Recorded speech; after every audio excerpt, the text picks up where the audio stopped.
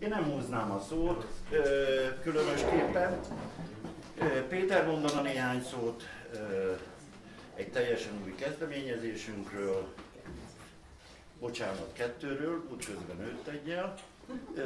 Barna Gyuri megtartaná a szokásos egyperces expozéját, és utána meg tanár urat.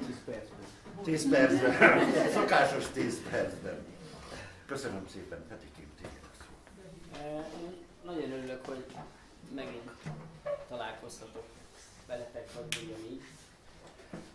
És a mai napon megnéztem, hogy az utóbbi időben melyik képnek, melyik bejegyzésnek volt nagy visszhangja. Számomra nagyon meglepő volt, hogy a Kossuth Gimnáziumnak a belső udvaráról nagyon sokan visszajeleztek, emlékeket töltöttek fel. 75-nél több volt a mai napon a poszt. Idefelé úton azon gondolkodtam, hogy mit tudunk ezzel kezdeni. Hogyan tudjuk ezt a jelenséget a saját hasznunkra fordítani, és hasznunk alatt nem anyagi hasznot értek, hanem a mozgalmunknak a népszerűsítését.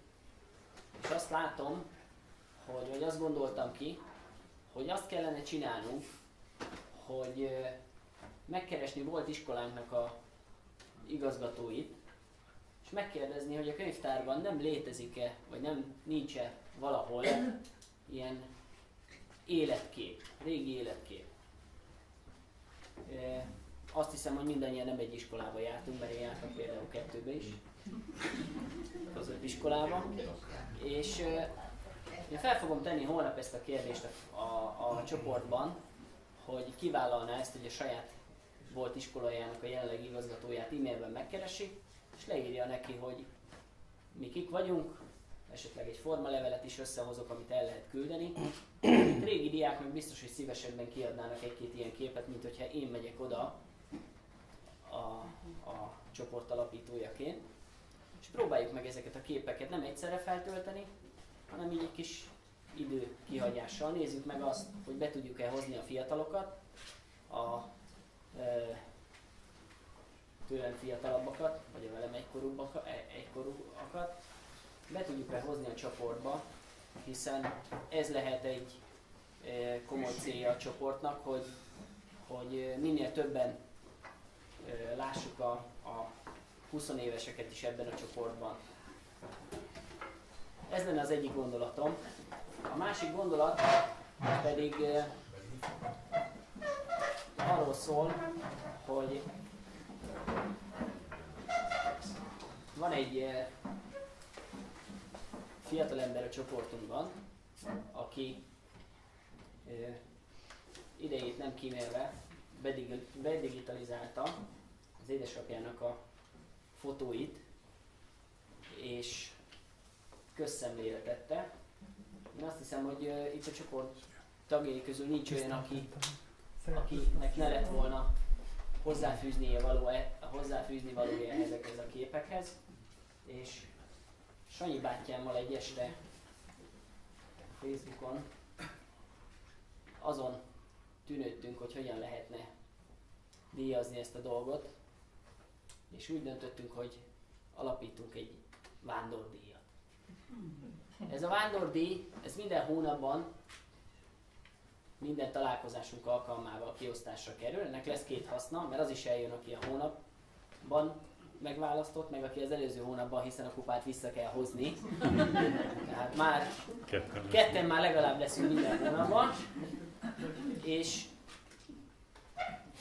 alapítottunk egy ilyen díjat, amit egy serleggel szeretnénk szimbolizálni. Ezt a díjat ebben a hónapban Farkas Tamás kapja, megosztott díjként, hiszen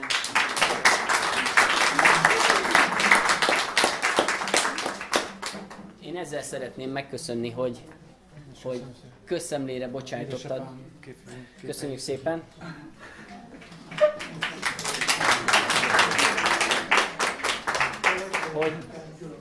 Hogy megosztottad számunkra ezt a számos értékes képet, és nem tudom, van-e még a tarsolyban. Akkor még akkor még azt nem beszéltük meg, hogy ha valaki 3-szor megkapja, akkor hazaviheti a serleget, ahogy ezt a sportversenyeken szokták, de majd legfeljebb a kiírást változtatjuk. Köszönöm szépen, és várunk a jövő hónapban vissza. Én is köszönöm szépen. Én, mint a házigazda joggal visszaélve, szeretném nem rontani ennek a rendezvénynek a rangját, de a többit is egy kicsit ehhez felzárkóztatni. Szeretném elmondani azt, hogy ez a Lézerpont szerdák, ez egy továbbra is létező folyamatos szolgáltatás. A következő szerdán az Art tér nevezetű ciparági rendezte műsor lesz, aminek olyan érdekességei, a családi konfliktusokról lesz szó, szociológus, meg asztrológus, meg pszichológus, meg mindenki lesz, aki ebbe az ügyben meg tud szólalni, meg jó sok közönség. Ez lesz a vezető téma. Ez a program 2 részből fog állni, lesz ez a kis beszélgetés, ami közben a ilyen tűzhelyt nem igénylő ételkreációk fognak készülni a megbeszélés közben. Ez a Szikorágira jellemző kreativitás egyik példája, hogy miközben tart az előadás, addig valakik majd itt kotyvasztanak valamiket, és akkor a szünetben majd azt kiosztják. És az előadás másik része pedig a Péter, a drámatanárunk Péter kis csapata fog egy ilyen tancéros színházi előadást rendezni a társaság jobbulására és okkulására. Ahogy itt szétnézek, már néhányaknak ez késő, mert már a nehezén túl vagyunk, de hát ha még tanulunk erre, és majd később fogjuk használni.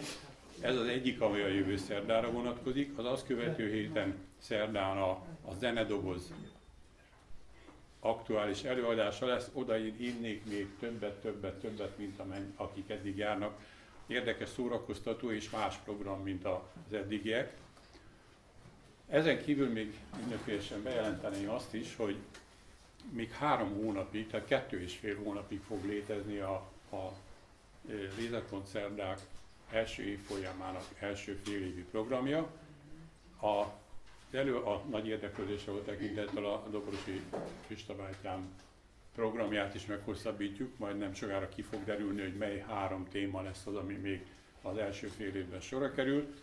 Szikorág is készült programmal, ott annyit elárulok előzetesbe, hogy még ki mit tud is lesz a szikorági féle rendezvénybe a mikorosztályunkhoz igazított formában, inkább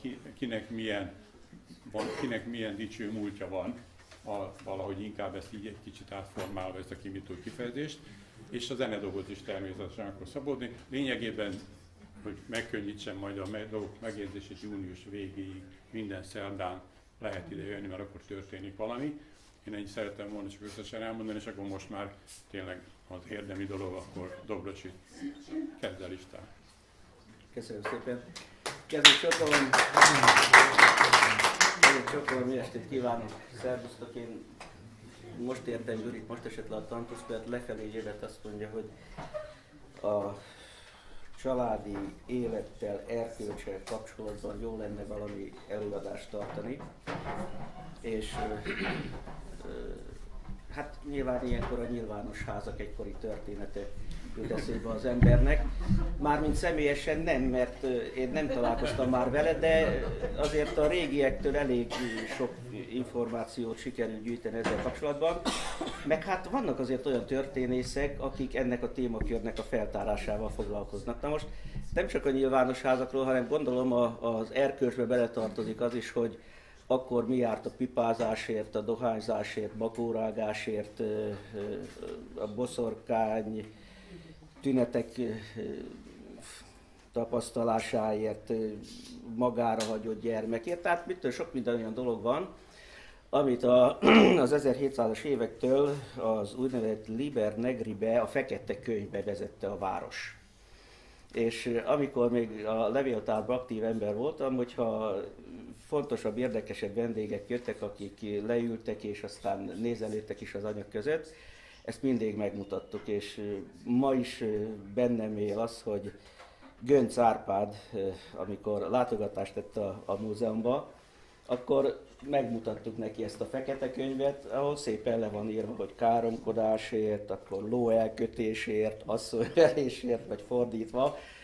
hány botütés járt, és mit kellett ahhoz elkövetni, hogy kivesszőzzék az embert a városból. És nézte az oldalakat, meg a neveket, és aztán kérdeztük tőle, hogy de mit tetszik keresni? És azt mondja, hát, hogy nem fordul véletlenül elő benne egy Gönc nevű név. De nem talált, úgyhogy biztos, hogy ez is egy olyan téma, amin érdemes lenne gondolkodni.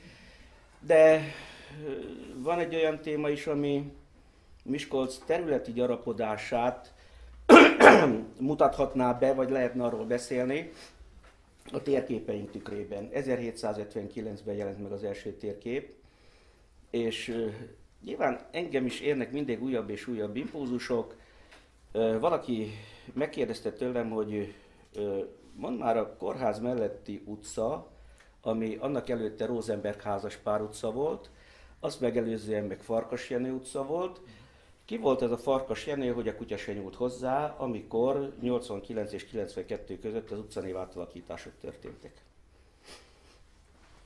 És rettentően rösteltem magam, mert nem tudtam.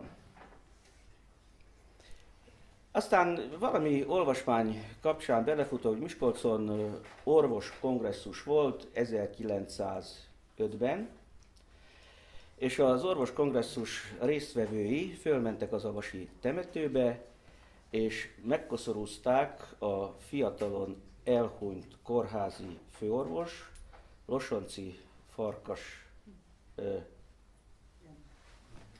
Jenő síremlékét. Nos, hát ha Losonczy Farkas, akkor nyilván ez a Losonczy család érdekes, mert az első polgármesterünket Losonczy Farkas Károlynak hívták, aki főbíróból lett polgármester.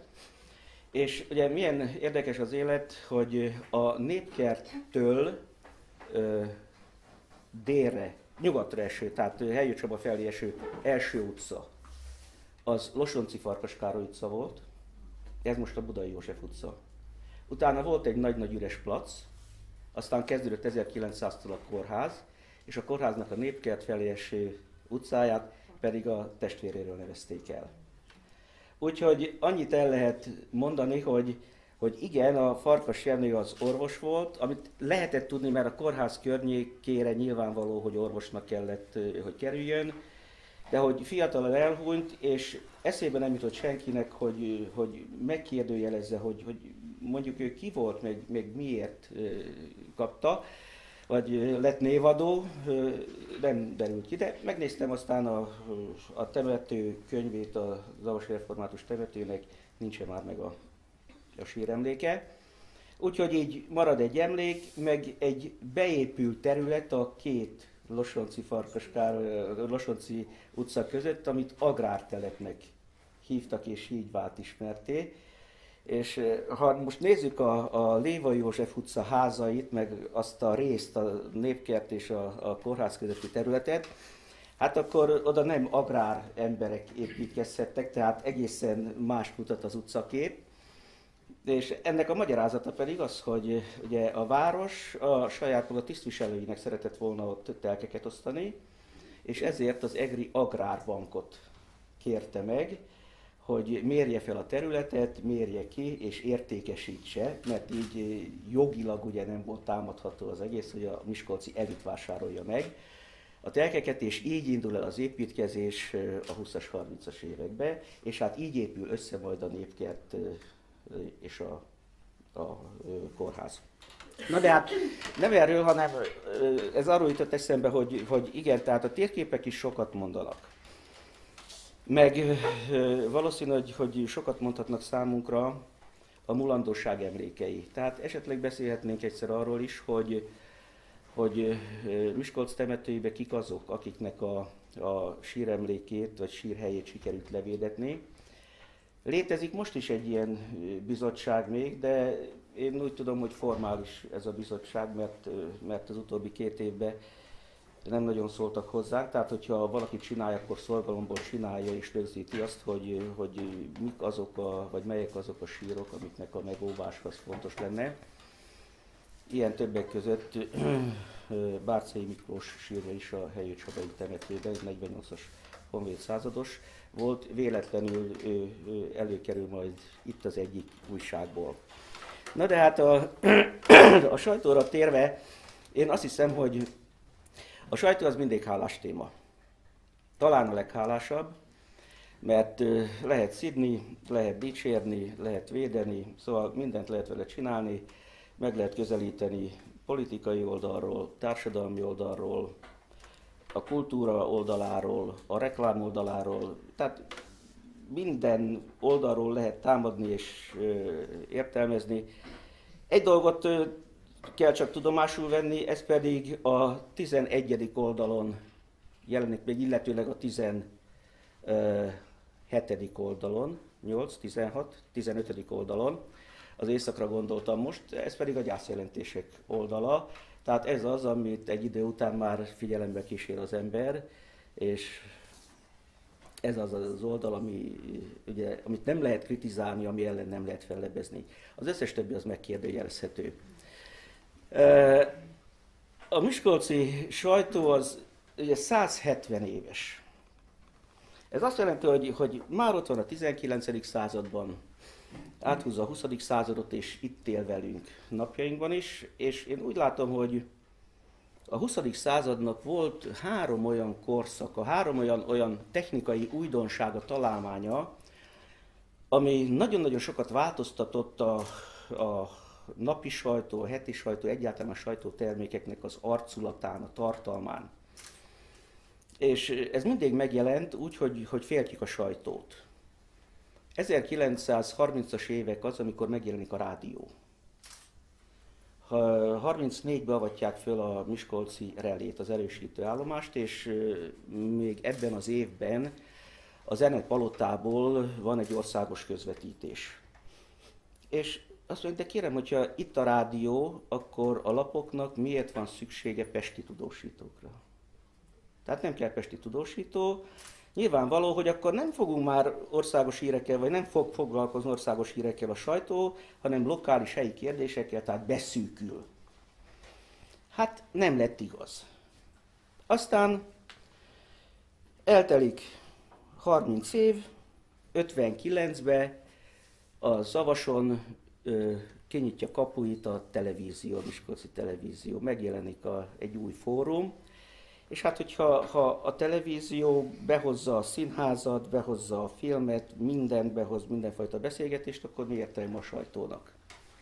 És a sajtó ezt a második krízist is átvészeli. És a 20. század hoz még egy újdonságot, ami ugye a 90-es években jelenik meg, ez, ami valóban megváltoztatta a világot, talán jobban, mint az atom, ez az informatika, amikor megjelenik a számítógép és a világháló. És most, ahogy az újabb eseményeket szemléljük, nekem csak eszembe jut, hogy körülbelül ugye egy évszázad, azt mondjuk, hogy 3 generáció. Minden generáció életében van, vagy lesz egy ilyen rendkívüli fordulat?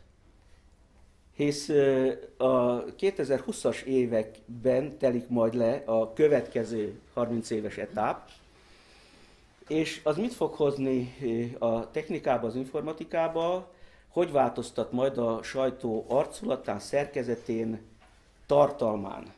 Hisz azt látjuk, hogy a napilapok megfogalmazzák, hogy csak azok férnek bele, amik érdekesek, informatívak, kihívóak, és hát nem véletlen az, hogy szinte rendszeresen kérdezgetik az embereket, hogy miért szereti ezt vagy azt a lapot.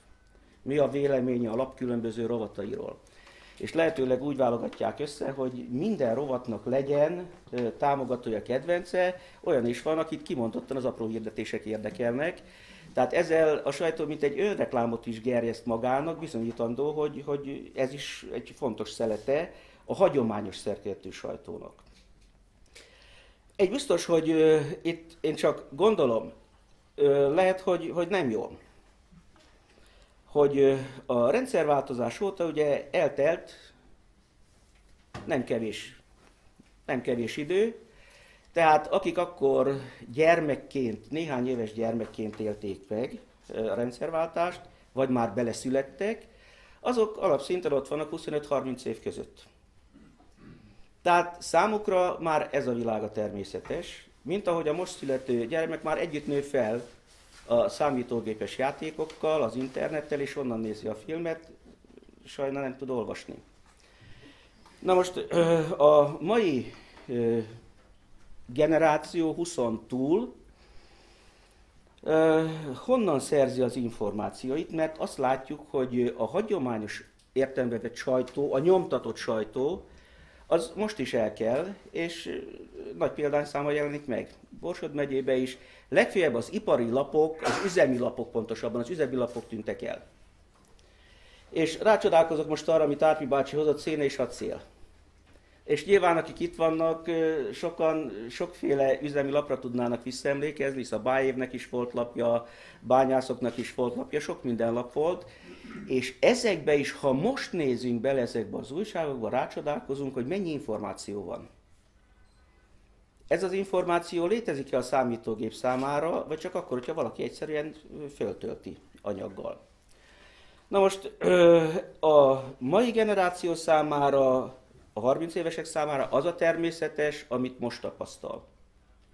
Én meg azt mondom, hogy engedtessék meg, hogy mi számunkra meg az legyen a természetes, amiben mi nőttünk föl, mi szocializálódtunk. És akkor én innen néznék vissza az azt megelőző évszázadra, amikor megjelenik a sajtó. Igen ám, de hát mi volt a szerepe? 1842 az első újság, ami Miskolcon napvilágot lát, Miskolci Értesítő címen. De nyomdánk már van, mert a Városháztér 3 szám alatt már lebontották az épületet, a Szigeti Mihály nyomdája létezik 1812-től, sőt már Selyemre is nyomtat színlapot. Meg kalendáriumot jelentett meg, azt hiszem talán 20 évfolyam 20 kötet jelent meg több 10 000 példányba, amik valóban muzeális értékű példányok. De az első lap. Hát mi szüli az embereket? Beszélnek, azt mondja, hogy de ez az ingatlan eladó. Itt ennyi ló az, amit meg lehet venni, vagy gabona, vagy éppen cselédlányt keresek, vagy éppen feleséget keresek, 10 000 korona kauciót teszek le, stb. Tehát az derül ki, hogy a legelső újságnak nevezett lap, amit nem nevezhetünk még újságnak, meg nem voltak újságírók, az tulajdonképpen hirdetés volt, vagy reklám volt. És ezért is jelenik meg alatta a szalagcím, hogy tudakozódási értesítő. Nos hát, ezt szeretném én, azaz, hogy nem ezt fogom közreadni, mert a Miskolci Tudakozó Intézeti Értesítőből én láttam egyet vagy kettőt a Hermótó Múzeum gyűjteményében. De a Miskolci Sajtótörténeti Bibliográfiában az szerepel, hogy ennek példányai, folyamatos példányai az OSK-ban maradtak meg. És azt tünteti föl, hogy az utolsó száma, tehát 42-ben indul, 1848. december végén jelenik meg, és ebbe az utolsó híradás Szemere Bertalannak az üzenete. Ugye akkor ő már Felső Magyarország kormánybiztosa, és Galícia felől jönnek az osztrákok, talán már a budaméri csata is megtörtént Kassa alatt, és fölhívja a figyelmet arra, hogy Miskolcot védendő, Debrecent védendő, el kell indulni a tiszai hídfőálláshoz Tokajba. És amit a magyar irodalom sajtótörténet tud, az körülbelül ezzel zárul, ezzel a lappal kapcsolatban. Aztán meglepetésemre előkerül egy olyan újság, ami nem szerepel a bibliográfiába, és ezt szeretném most közreadni, ennek a harmadik évfolyam, a 31. szám, 1863. 62, 61, 60, tehát akkor 1860-ban jelent meg, és ugyanazzal a fejcímmel. És ez még folytatódik, hisz van olyan lapszám, ami a kiegyezés korabeli időt idézi. És azt mondja, hogy a kiadós tulajdonos Falkenstein Ignác. Most ez egy rendkívül érdekes dolog, mert ugye a kiadó és a laptulajdonos, ami mindent meghatároz és mindent eldönt.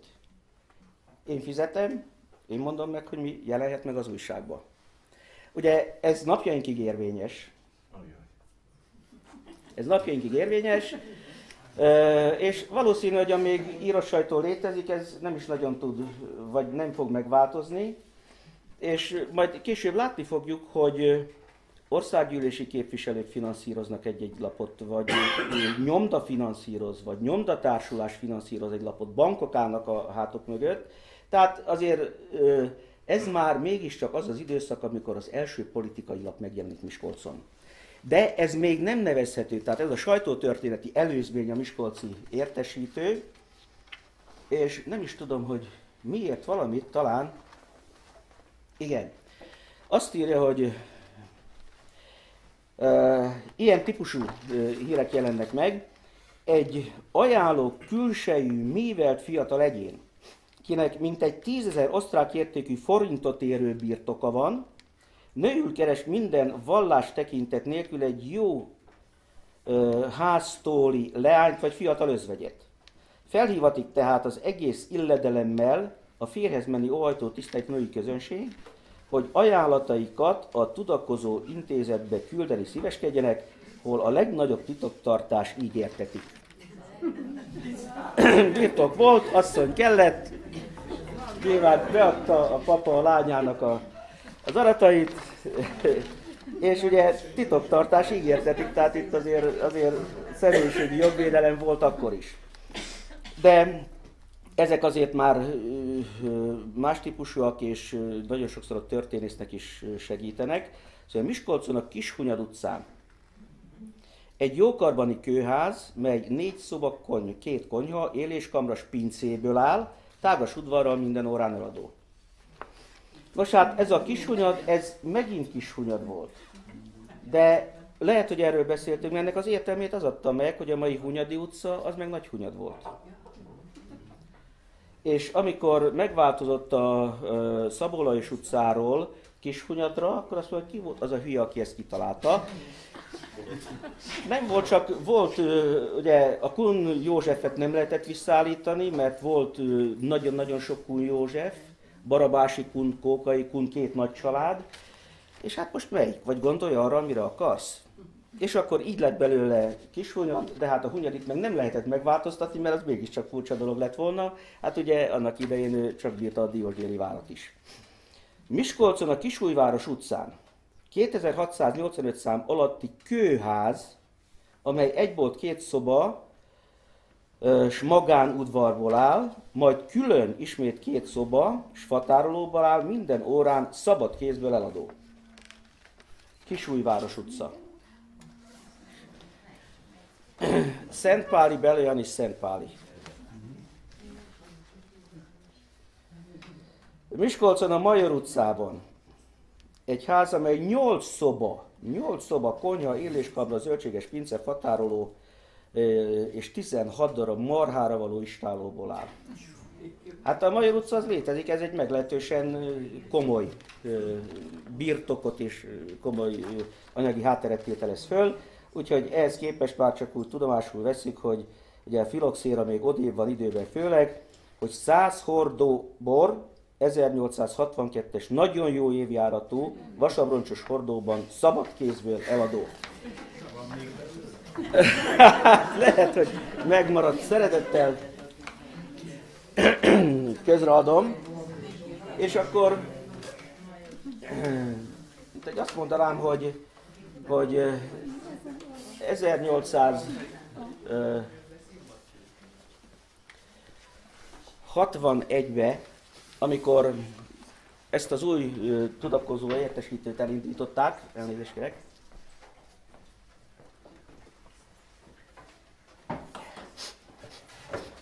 összehívják a szabadságharc utáni első Magyarországgyűlést. Ennek a korelnöke, mint tudjuk, a Mélypalóci Lászlónk, aki fönn is hal meg. És hát itt már felvetődik, hogy valahogy jó lenne, hogyha pártokba szerveződnének az emberek. Mert ami a reformkorban Miskolcon volt, azért az mégse járja, tehát komolyabb neveket kéne itt kitalálni, mert előtte volt ilyen, hogy a fontolva haladók, és a nyugodtan haladók, igen. De ez is korrekt egyébként, hát szóval ez nem árult el semmifajta hovatartozást, ki gyorsabban szerette volna, ki lassabban szerette volna, de mindenki a fejlődés mellett állt, és ezek az emberek az úgynevezett Major utcai tudós társaságba gyűltek össze, és ott vitatták meg viszonylag normális körülmények között a politikai nézeteiket. Na, fölvetődik az országgyűlésbe, hogy hát igen, azért Deák Ferenc már erőteljesen végig gondolta, hogy a kiegyezés az szükségeltetne, vagy legalábbis nem ártana, hogyha jóban lennénk a szomszéddal. De hát mi legyen a kapcsolatnak az alapja, és akkor így jön létre a két párt, ami felirati pártnak, a másik pedig a határozati pártnak fogja nevezni magát. Deák Ferenc jegyzi az egyik pártot, a másikat pedig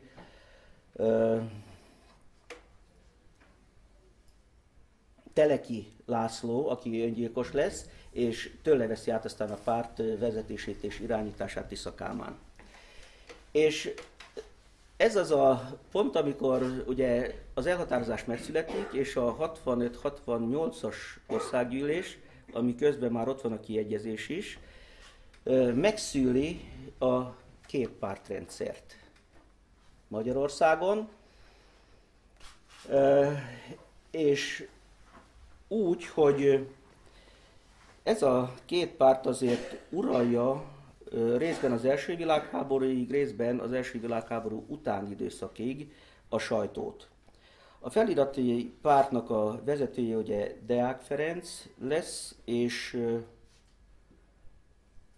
később Andrássy Gyula veszi át a pártnak a vezetését. És így jelenik meg 1867-től a kiegyezéstől a Deák párt helyett, mert személyről pártot elnevezni nem volt egy illendő dolog, a Szabad Elvű párt. A Szabad Elvű párt, amely gyakorlatilag 1905-ig létezik, mintegy 25 évet él át, aztán jön egy néhány éves koalíciós időszak, majd a Nemzeti Munkapárt, amely következménye vagy jogelődjének tartja a Szabad Elvű pártot, még hoz 3 kormányt. Mindezt csak azért mondtam el, hogy ilyen megközelítése is lehet a politikai sajtótörténetnek, hogy az első politikai lap megjelenésétől körülbelül az első világháború végéig 8, 12, 15 kormány jelentett meg lapot, kormánypárti lapot. A Horthy korszakban 12, és 1945 és 1990 között Dánaki Miklós Bélától Németh Miklóssal bezárólag 17 politikai lap az, ami országosan is megjelenik, illetőleg ennek megvannak azért a helyi megfelelői. Nos hát, ugye miről szól a pártélet? Hát, hogyha szabad elvű kormány van, akkor nyilvánvaló, hogy hozzá kell csatlakozni a városvezetésnek. Ez az, ami megmozdítja a kereskedelmi és iparkamarát. 1879-80-ban megalakul a kereskedelmi és iparkamara, hivatalosan 80. január 1-től. És a kamara, mint gazdasági érdekeltség, lesz a megjelenő új lapnak a gazdája. És így jelenik meg a Borsod megyei lapok. Ez már egyértelműen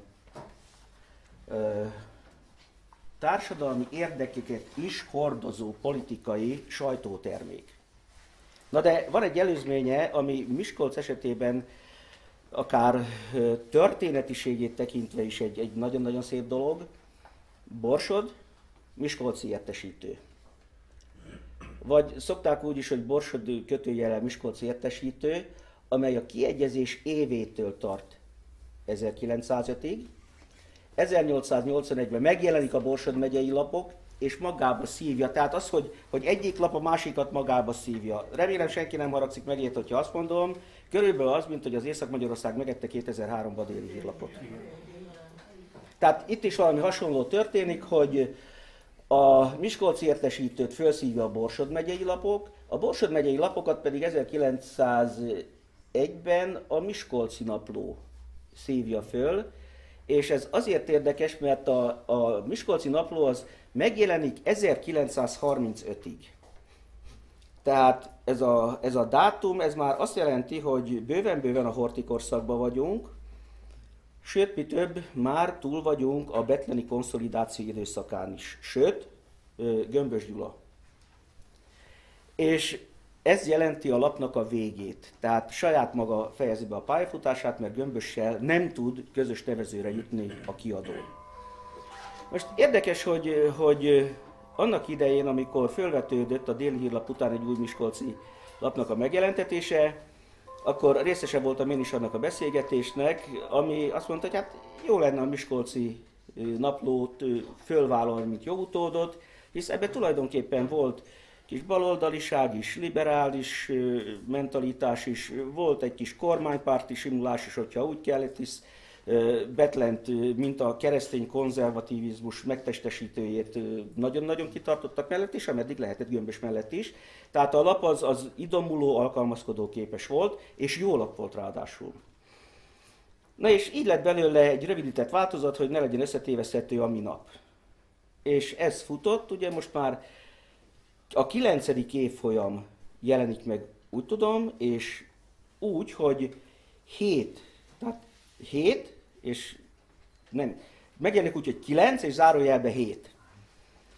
És ez ugye mikor volt? 2 évvel ezelőtt volt, amikor megtörténik a váltás, a polgármesterváltás, utána megváltozik a sajtónak a neve, fölveszi a Miskolci Napló nevet, de megtartja a korábbi számozást, lapszámozást is, tehát ahogy az indult, ugyanaz megjelenik gyakorlatilag napjainkban is. Sőt, a címében, hogyha jól tudom, még ki is emeli a mi és a nap, és így jelenti a folyamatosságot. Nos, hát a Borsod-Miskolci Értesítőből szeretnék valamit. Mit találhatunk benne? A borsodi Deák párt feliratát. Helybeli vegyes hírek. Azt mondja, hogy Boldog Albertet, ki természetesen, van is egyébként a Városház tér 20-as számú ház az Almási kúriából, amikor fölrobbant, a szemközt épületbe költöztek át a jogászok, az ügyvédek. Az 20-as, hogyha jól tudom. Na ez volt a Boldog-féle ház. Na most Boldog Albert tisztességes, becsületes orvos volt, aztán elkezdett politizálni ő is. Miskolcon nem változtat... Ja,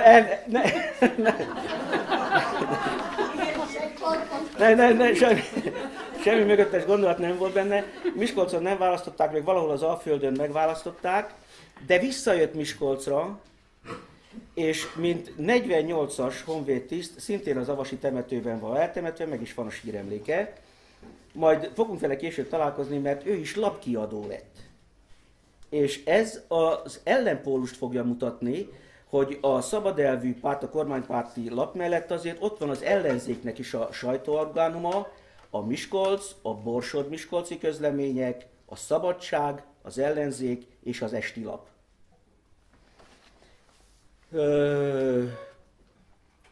Dr. Szabó Gyula gyógyszerész szintén felállítatná már a szódavíz gépezetét. Ugye a szódavíz az most megjelenik, mint elképzelés, hogy legyen magyar unikum. Hát tényleg van valami kötődése, meg az avasi bor biztos, hogy ízletesebb volt fröccsként elfogyasztva, de Szabó Gyula gyógyszerészeti hivatala végül is az egy nagyszerű dolog volt a Sötét Kapuval szemben, hogyha el tetszene képzelni. Azt mondja, hogy ez, ahol van a egykor úttörő áruháznak épült tégla homlokzatú ház, a Pannones szállóhoz közelebb eső, mert az 2 telket, 2 épületet foglal magába, a közelebb eső volt az ő gyógyszertára, a másik pedig a Ferenci könyves volt. A felelős szerkesztő van, de felelős újságíró még nincs. Nincs, mert ugye ebben az időben, és ez a Miskolci Naplóig valóban így is van, vagy a szerkesztő vállalja fel az írást, vagy pedig a helybeli tanáremberek írnak.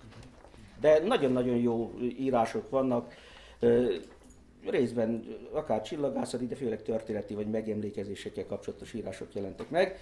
Felelős kiadó Rácz Ádám, az utcanévadó, a sírja az a deszkatemetőbe védett síremlékként létezik és őrizik az emlékét. Nem tévesztendő össze azzal a Rácz Györggyel, akinek szintén utcája van Miskolcon, és aki miután magánzó volt, mondták akkor, tehát aglegényként halt meg, óriási vagyonát a Zavasi templom restaurálására hagyta, valamint egy bérházat építetett, ez Széchenyi 62-64. A Royal köztől, hogyha megyünk lefelé. Ez a 2 számú óriási bérház, ez az övé volt, és ezt a városnak adományozta, nem tudom, valami 10-12 bolt volt benne, az emeleti szinteken pedig lakók, és ennek a bevétele a városé volt. És azt mondta, hogy ez mindezt teszi annak érdekében, hogy annyit viszonozzon neki a város, hogy meghagyta a pénzt a Zavasi kilátó felépítésére. A kilátó az ő nevét viselje.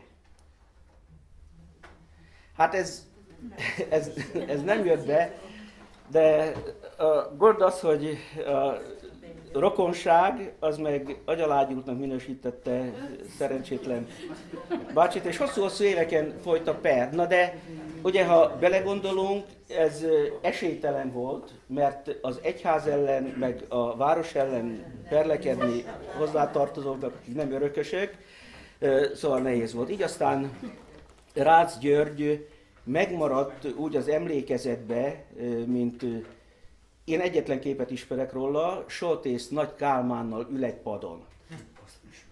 Ez a fekete kalapos, igen, és hát egy utcanév is viseli a nevét, ami egykor egy tisztességes kis utca volt, Templom utcának nevezték, azt megelőzően, hogy róla nevezték el, na de hát a parkírozó miatt lebontották az egyik oldalt, de aztán a másik oldal meg, amikor a Petőfi utca 1-3-as számú nagy épületet oda tették, meg a sarki, az egykori Bacskó Béla, most Megyes-Alja utca épületét lebontották. Talán 2 vagy 3 ház maximum, ami a Rácz György nevét.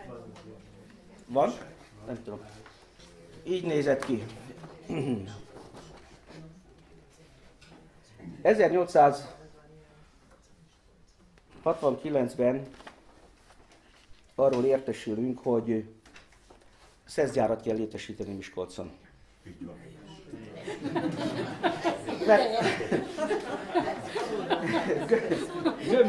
Gömörből hozták le a szilvát.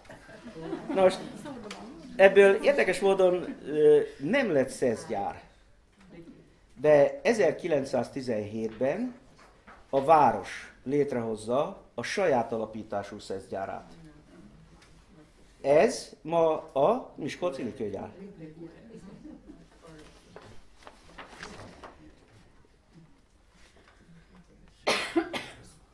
Nem is tudom, hogy az árak nagyon-nagyon jó, csak ugye valami ilyesmit tettek az elődeink, és nagyon jól tették, hogy megadták a búzának az árát, és ahhoz viszonyítottak mindent. Na most ezzel tudunk mit kezdeni, amíg lesz búza, de azt mondja, hogy a szesznek fontja, vagy a kása, ez nem tudom, remélem, hogy repcekáposzta, nem tudom elképzelni.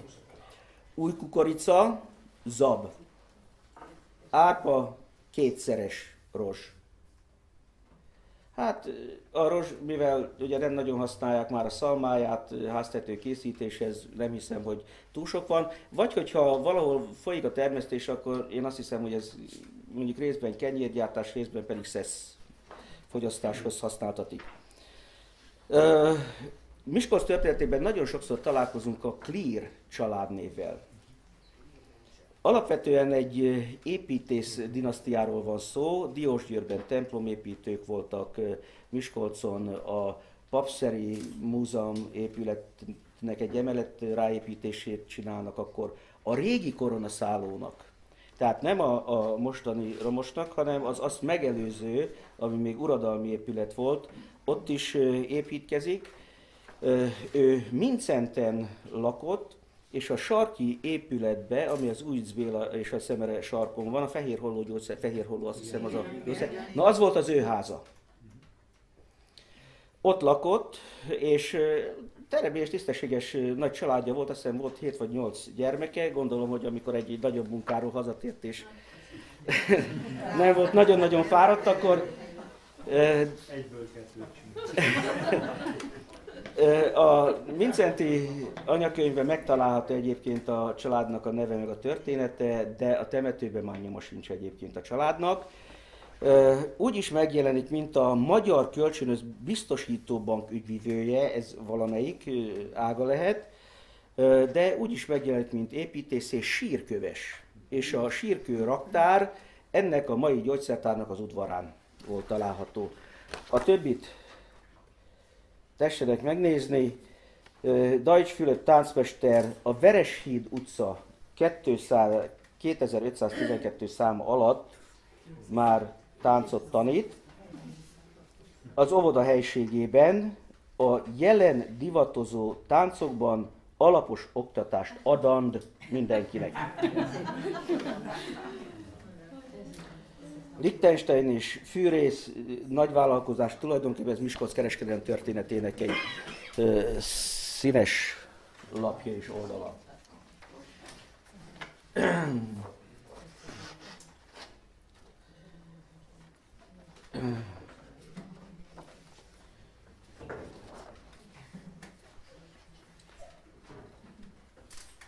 Boldog Albertről tájékoztat, árak, biztosító, hirdetmény, és ugye ez valószínűleg azért kerül bele, mert valami oknál fogva már a 19. században is rendkívül ötletes volt a sajtóreklám. Tehát a sajtóreklámról akár külön könyvet is lehetne megjelentetni, sőt, hadd idézem a mi dolgunkat, hogy ugye Varga Gyuri folyamatosan nézte, amikor készült a könyv a belváros épületeiről, hogy mi az, amire odafigyelnek az emberek. Aztán ennek az lett az eredmény, hogy az összes levéltáranyag kimaradt belőle, helyükre bekerültek a reklámok, mert az mutatósabb nyilván, mint egy homlokzati rajz, ami ránk maradt. Clear Vencel, Mincent utca 683. Na most ebből ugye az is kiderül, hogy Mincent akkor még létezik, mint önálló település, és nincsen még Szemere Bertalanról utca elnevezve, hanem Mincent utcának nevezik. Később majd a kövezése föltűnik. És hát ez az a számozás, aminek a megfejtése csak ezekből az újságokból sikerül. Ezt vagy mondtam, vagy nem, de majd inkább a térképeknél fogom elmondani, hogy a Zsolcai kapu jobb oldalán indult a számozás, aztán ment végig Miskolcon, és ugyanott fejeződött be a Szentközt. És minden háznak volt száma. Igen, tehát tulajdonképpen igen, tehát de az volt a gond, csak erre később jöttek rá, ez 1817-ben készült el, az volt a gond, hogy a házakat számozták be, nem a telkeket. És aztán emiatt vannak ezek a későbbi utcanév, vagy szám, tehát aztán rájönnek, hogy nevet kell adni az utcának, hogy a folyamatos számozásról át kell térni a páros-páratlan számozásról, hogy minden utcán páros-páratlan számozást kell alkalmazni, és 1929-ig azért sokszor megváltozik a házaknak a száma. Most éppen volt egy ilyen érdekes beszélgetésünk a várostörténeti vetélkedőre készülve. Megjelent egy fotó, hogy hol volt Ábrahám Istvánnak a fotóműterme.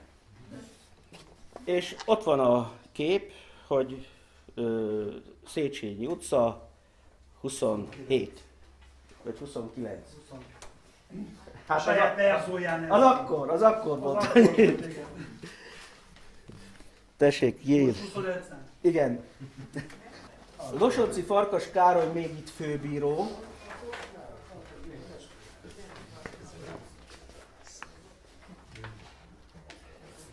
A Maláta kávé nagyüzlet, és külön rovatot kap a színház és a művészet. Törvényszéki hírek jelennek meg. Február, ez ugye még farsangi időszak, tehát belefér a mulatságok naptára. Jó tékony célú hangversenyek sokasága. Mával tisztektől kezdve mindenki bálozik, és hát föl vannak sorolva azok, akik részt vettek a korabeli bálokon, ami fölött úgy egyébként elsiklana az embernek a figyelme, mert nem jelent semmit. De hogyha azt mondom, hogy ez a név valahol még előbukkan, akkor én azt mondom, hogy megnézem a levéltárnak a gyászjelentés gyűjteményét, hogyha van akkor sajtó, akkor megnézem azt a lapot, lapszámokra egyáltalán megvan, amikor eltemették, tudom, hogy hova temették el, megvan, nincs meg, hogyha van róla méltatás, akkor esetleg alkalmas arra, hogy egy szócikkel megörökítsük az emlékét, esetleg bekerüljön a Miskolci életrajzi lexikonba. Ha pedig olyan jelesebb ember volt, akkor természetesen a monográfia az, ahol végül is nálunk céltér az egykor volt elődök élete. A Miskolci naplót, amikor elindítom, ez az első igazán politikai napilap. Szabad elvű majd annak ugye bukása után ellenzékivé válik, ahogy mondtam, Betlen alatt lojális, Gömbös nem tudja elfogadni ezek a megszűnésének. Szerkesztője Kovács József. A kereskedelmi és az iparkamarának volt a titkára, őt követte Szentpáli, aki majd később onnan polgármesteri székbe kerül. Hubert János, Fehér Ödön, Nagy Ferenc, aki később szintén polgármester lesz. Tehát a polgármesterek akkor inkább közgazdászok voltak, tehát valahogy a gazdasághoz inkább értő emberek, akik a kereskedelmi és az iparkamarával a kapcsolatot fenntartották. Munkatársak között feltűnnek a Jogakadémia, már ugye itt van 18-tól a Jogakadémia, az Eperjesi Jogakadémia, a Jogakadémia tanárai.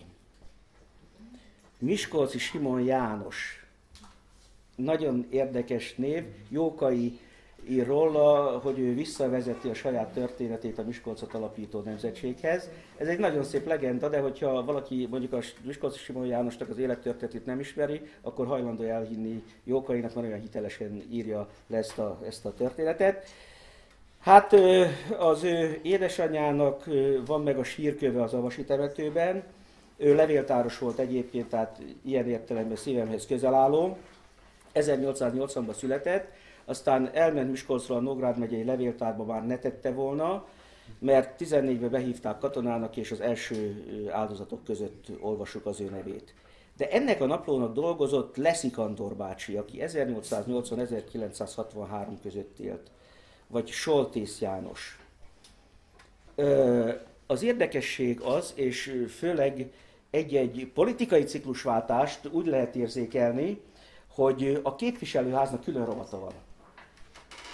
Tehát ugye, amit megszoktunk a sajtóból, hogy általában az országos és a helyi politikának a nagy eseményei az első oldalon vannak, aztán a másik oldal az oda még befér, az utolsó oldal az valahonnan átvett, most már internetről leszedett valamifajta bulváranyag, a harmadik, negyedik oldalon jön általában a társadalmi élettel kapcsolatos híradás, gazdasági élettel kapcsolatos dolgok. Tehát ez a lapszerkezet tulajdonképpen megmarad napjainkig. A kiadó Hunyadi 2 szám alatt volt. Ez az a hely, ahol most ott van az új Városháza épülete, ez a földszintes épület, ami hát már Horváth Béláék, amikor 63-ban megjelentettek egy kiadványt, már abba úgy jelzik ezt az épületet, hogy nem a környezetbe illő földszintes ház, amire ha nem lehet emeletet építeni, akkor le kell bontani. Hát végül a bontás lett a vége az egésznek. Érzésem szerint sem lehetett más csinálni vele, hisz olyan sokáig állt üresen, hogy mindenfajta dúcolás megrepedezett, a falfestékek leperegtek, tehát a helyreállítás az reménytelen volt. A szerkesztőség pedig a Széchenyi utca 36.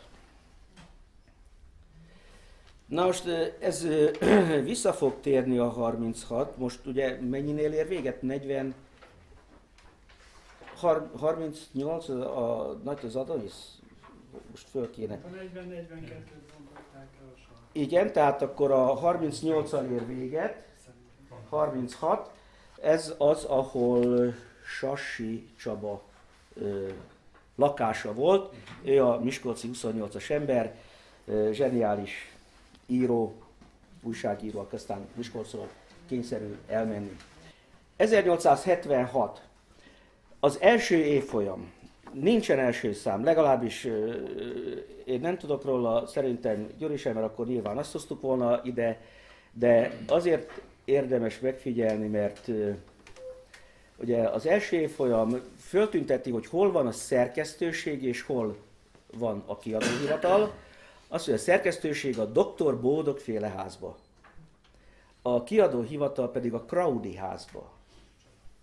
Ez a Kraudi ház most is létezik, ezen van a tábla, amit a januárban szoktunk koszorúzni. Bár ott vannak kétségeim, mert Kraudit görög kereskedőnek titulálják, evangélikus volt egyébként, úgyhogy az evangélikus temetőbe meg is van az egyik leszármazottjának a sírja. Tehát az ellenzéki sajtó, ami a Függetlenségi és 48-as pártnak az újsága, ezzel indul. Ennek volt megszállott híve, ennek a pártnak jóval később Budai József, azt megelőzően Bizony Ákos, és hát az országgyűlési képviselők egy jó része, mert ugye amikor két párt közül kellett választani, akkor Herman Otto veszít éppen, meg Mocsáry Lajos volt, akkor Herman Otto és Mocsáry Lajos volt a két ellenző képviselő. Érdekes egyébként, hogy föltűnik a Borsod-Miskolci Közlöny után az 901-ig követi ezt a lapot, majd a Szabadság.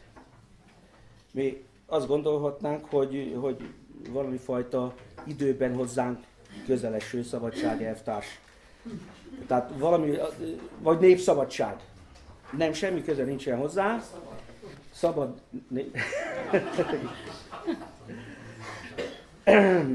Az alcímbe itt látjuk először, hogy a Miskolci Függetlenség és 48-as párt közlönye. És elvtársainkhoz szól. Na most akkor teljesen természetes dolog volt, hogy a pap épp úgy nevezhette elvtársnak a másik papot, mint ahogy a civil polgár is, hogyha egyet tartott abban, hogy a függetlenség és a 48-as eszmék mellett, ahogy azt Kossuth apánk megfogalmazta, az utolsó vérünkig, cseppvérünkig kell tartani. És ilyen érdekes társszerkesztőként már ott van Budai Józsi bácsi. Nagyon jó lap volt egyébként, tehát ezek mind tartalmas lapok voltak. Fölváltja az ellenzék 1903 és 13 között. Ez a második évfolyam első szám, ahol megszólítják az olvasókat. Bottling István a védelőjavaslatok ellen, tehát címoldalra kerül a politika, az országos politika, azzal, hogy itt már a felelős szerkesztő Sassi Csaba. És a nyomdák azok külön elemzést érdemelnének, majd egy nyomdatörténet. Hát van közöttünk szakember is, hogy a Wesselényi nyomdától hogy jutunk el a Klein Ludwig Szelény nyomdáig, vagy a Borsodi nyomdáig, vagy a Fekete nyomdához a megyei ügyészség épült annak a helyén. Ez nyilván megint fontos, mert ugye amíg a kézzel szedett betűktől eljutunk odáig, ahogy most készül a lap. Én még emlékszem arra, amikor csodálatos érzés volt lemenni a nyomdába, látni, ahogy összerakják a lapot, és amikor elindul a nyomdagép, meg kézbe veszi az ember az első terméket, a nyomdának ez az illata, nem szaga, illata van a nyomdának. Ez varázslatos egyébként. Tehát nem véletlen az, hogy később a nyomdás szakszervezetnek a tagja, a nyomdás szakszervezet volt mindig a legerősebb szakszervezet, mert azt mondták, hogy ott vannak a legkulturáltabb emberek. És ez valószínű, hogy így van, mert reggeltől estig rakták a betűt és olvastak mindent. Erről megint lehetne ilyen szándékos félreértéseket, amikor másképp teszünk egy betűt, vagy másképp írunk egy szót, és teljesen más lesz az értelme. Ebből is ugye, annak idején gyűjtemények jelentek meg. Ennek a folytatása lesz majd a Miskolci Esti Lap, és ezzel csak azért fejezem be a sajtó mutogatását, hogy arra, hogy közelít meg személyeket a kormánypárti sajtó és az ellenzéki, két példát szeretnék felolvasni. Az egyik Görgei Artúr miskolci látogatásáról szól, a másik pedig Herman Ottó fogadásáról. Kérem, 1916. november 22-én Földes Gusztáv felelős szerkesztő és Szelényi Lajos laptulajdonos egész lapot betölti, sőt utána is hozza azt, hogy meghalt a király. Nos, azt mondja, hogy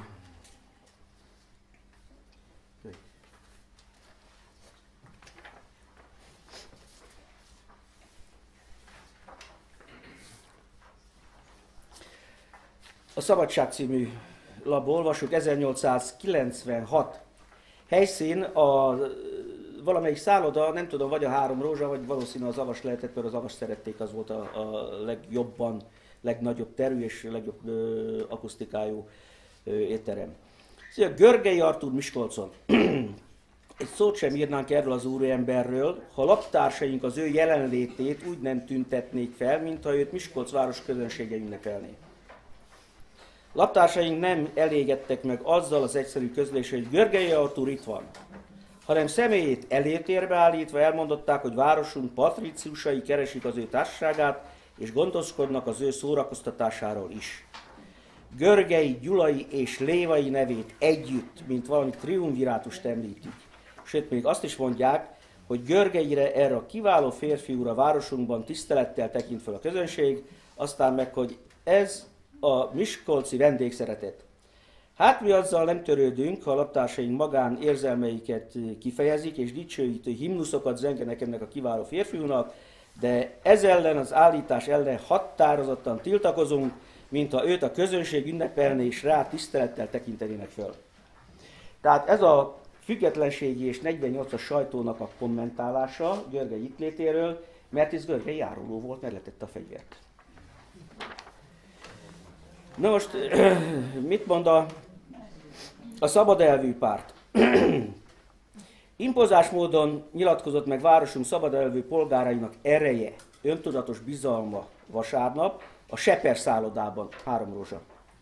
Tartott nagyszabású pártértekezlet alkalmával, amikor is a szabad elvű párt hívei tömegesen tódultak a rég ki nem bontott zászló alá, hogy új és rendíthetetlen szöveget kötve a szétforgácsolt erőkből egy győzhetetlen falanszként tömörülő hadoszloppal lehessen majd megindulni a már-már küszöbön lévő választási akcióhoz. Megjelent Tarnai Gyula alispán, Soltész Nagy Kálmán polgármester, Görgei László felsőházi tag, Radvány István kamarai elnök, a Malom igazgatója, és egyebek között Lévai József, a tudós, a későbbi koszorús költők és akadémikus. Hát ők ezt így minősítették, a másik oldal nem annyira. Na, egy példa, akkor Herman Ottó 1896. A Szabadság című lap Herman Ottóról. A városunk közönsége mindig ünnepnek tekinti azt a napot, amikor szeretve tisztelt képviselőnk, függetlenség és 48-as, Herman Ottó körünkbe érkezik. Herman Ottó holnap ismét megtisztel bennünket látogatásával, és elmondja beszámoló beszédét.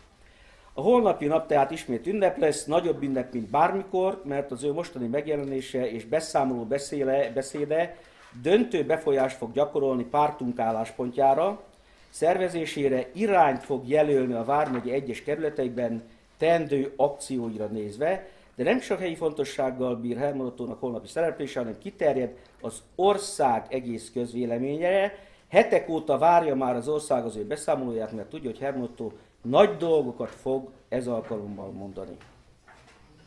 Na most nyilván ott volt a másik oldalnak, a Borsod megyei lapoknak a tudósítója, és aztán ő meghallgatta Herman Ottót, és a következőt mondja. Vérbes várakozásokat soha senki nem támaszthatott a déli kerület volt képviselőjének közgazdasági programja iránt. Ebbéli nézetei soha nem emelkedtek magasabbra a szélső baloldal ismert általánosságainál és egyoldalúságainál, mely a közgazdasági viszonyok föltétlen megállapítóját, a közös vámterületet látja. Mélyebben és behatóbban nem is foglalkozott anyagi kérdésekkel, dacára annak, hogy egy merőben kereskedő és iparos kerületet képvisel. Nos hát, ennek ugye az lett a következménye, ezek választási beszédek voltak, az akkori függetlenségi és 48-as pártot Mocsáry Lajos képviselte, és Herman Ottó, a másik oldalon a szabadelvű pártot Lánci Leó, ő ugye Pestről érkezett hozzánk és a kamarát támogatta, illetőleg Szemere Attila, Szemere Bertalannak a fia. És teljesen váratlanul a szabadelvűek tönkreverik a függetlenség és 48-as párt képviselőit, tehát Herman Ottó is megbukik képviselőként, és Mocsáry Lajos is.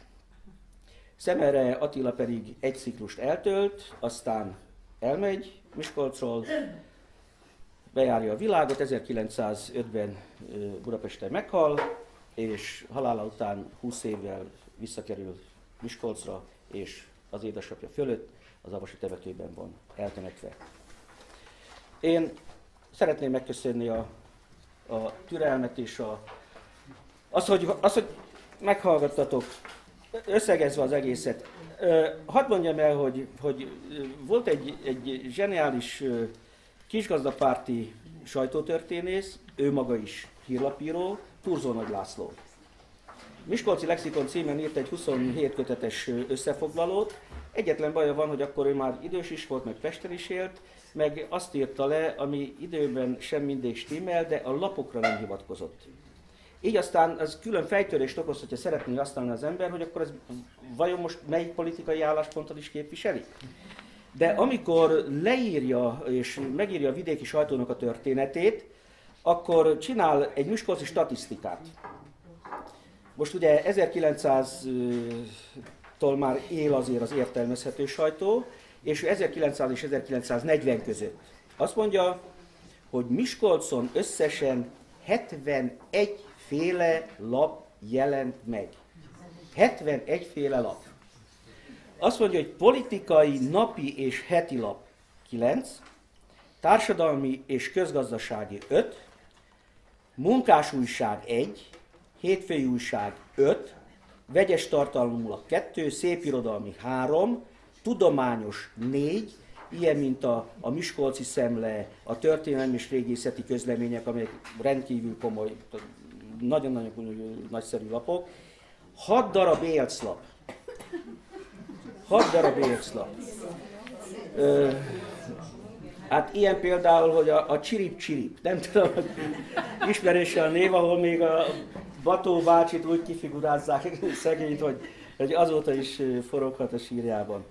Na, divatújság 1, katonai lap 1, hát Miskolcnak meglehetősen komoly állandó katonasága volt. Ifjúsági lap 7, gyermeklap 2, színházi lap 14. És ez mutatja egyébként Kassa és Miskolc viszonyát. Tehát akkor gyakran jelentkezünk, vagy találkozunk a hírekbe, hogy Kassáról Miskolcra jönnek színházba nézni az emberek, és utána pedig átmennek vagy a Pest-Budapest szállodába, ami ugye szembe van, ami most ugye meglehetősen roncs, vagy a Megai cukrászdába, ami már csak úgy él, mint Megai sarok. Van egy mozi újságunk, van 2 műsorújságunk, és van 8 röplapunk. Tehát ez összesen 71, és én azt hiszem, hogy ezzel a magyarországi sajtótörténetben Miskolc egy nagyon-nagyon komoly szerepet, előkelő helyet foglal el. Na most ez az, ami megváltozik 1944-ben, akkor 44 elején megjelenik a Szabad Magyarország, és ennek folytatásaként az Észak-Magyarország.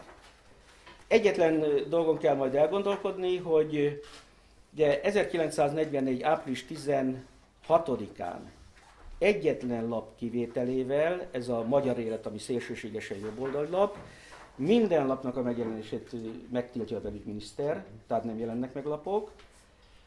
De amikor a Szabad Magyarországot fölváltja az Észak-Magyarország, az 1948.